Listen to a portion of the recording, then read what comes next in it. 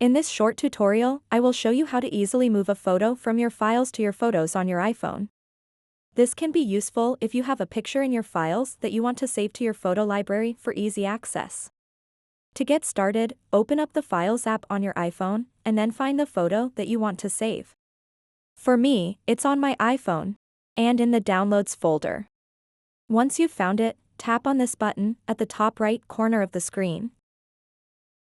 And then tap Select. What you want to do next is select the photo that you want to move.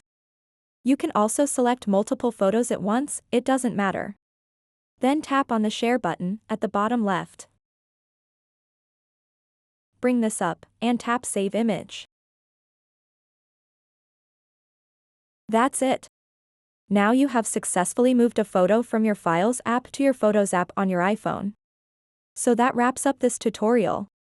If you have any questions about this whole process, please let me know in the comments section below.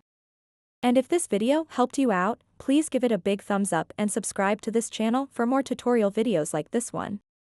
Thank you so much for watching, and have a good day.